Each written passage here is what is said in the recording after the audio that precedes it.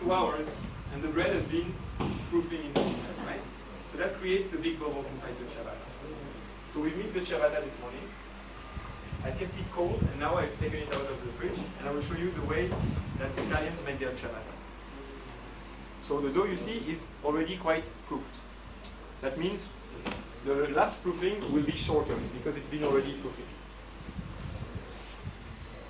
Don't hesitate to put a lot of flour on the table because anyway we will reuse this flour for something else. Now you want to be gentle with it because the dough is proofed, it's a bit more fragile than let's say a toast bread dough, which is more hard and not proofed.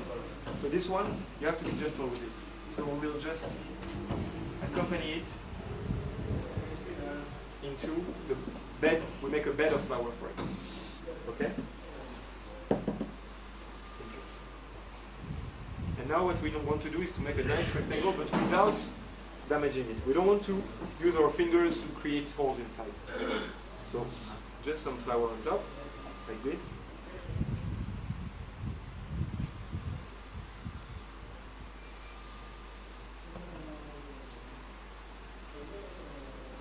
Okay.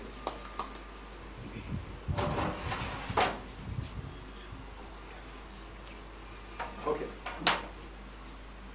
So now the ciabatta, what we want is to have some pieces that are not all the same because it's not a shaped bread. So we don't scale it.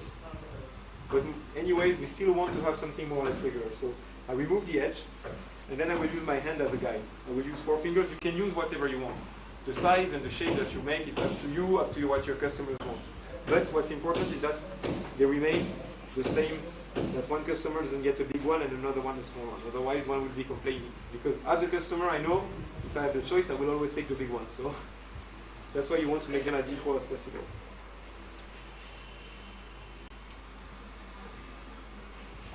Now we lay it on its side, and I will use a guide to cut it. So for example, you can use a dough cutter.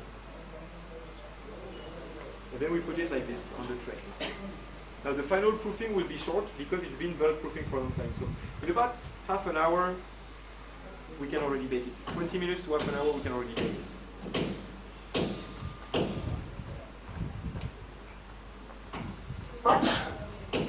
This morning I made some big pieces, now I make some small ones. It's really up to you.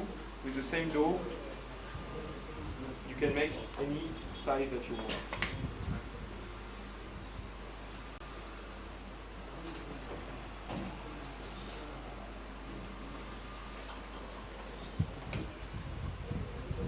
So you see I lay it on its side, and here is a cut, because what I want, before baking I will switch it, and I would like it to open on this but it doesn't always do it. Sometimes we're lucky, sometimes we're not. So ciabatta, just like focaccia, is a bread with a lot of water, 75%. And what this means is a high yield for you.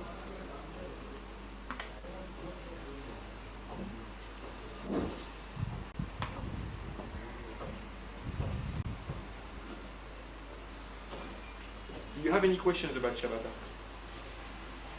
Do some of you make ciabatta already using our mix? No? The first fermentation from 1 hour and a half to 2 hours is the optimal. Some people make ciabatta, they mix and they divide directly. Can be very good, but it's not what I call ciabatta. Ciabatta should have open structure. If it has a closed structure, it's not a ciabatta.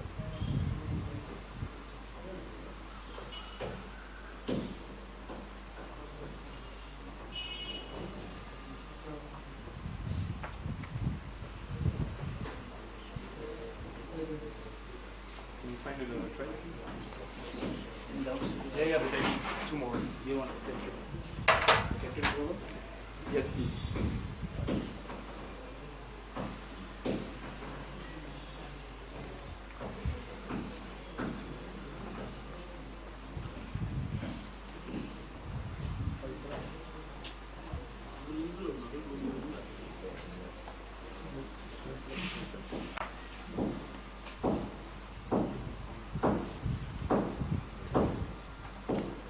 This one only plain ciabatta.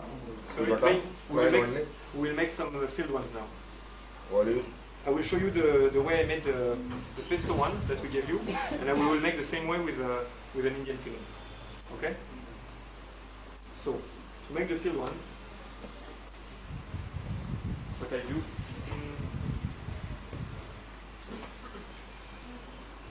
you tasted this morning.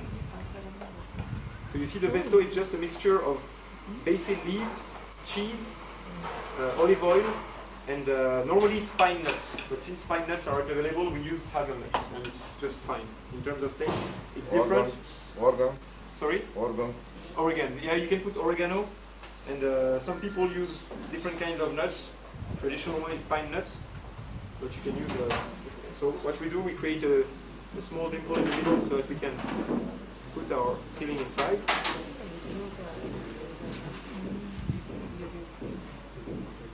Can you grab an Indian filling for me? One we haven't used yet. And explain to these nice people what it is.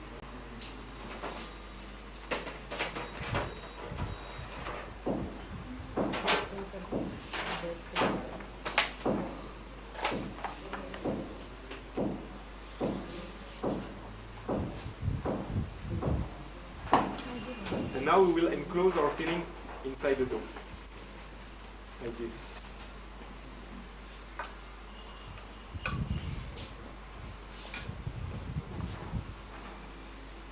So it's not visible. You can see it's closed inside. Now this leftover dough, you all know what you can do with it. Put it in the next mix of ciabatta. You want to try to use the crusty dough for crusty bread and the soft dough for soft bread. If you start putting dough from toast in a baguette, it will not be very crusty because there is sweet, there is sugar, and there is oil or butter or some kind of fat. So you want to stick to. Okay, so what I do now is I will press it first before I cut, because this way the filling will not come out too much.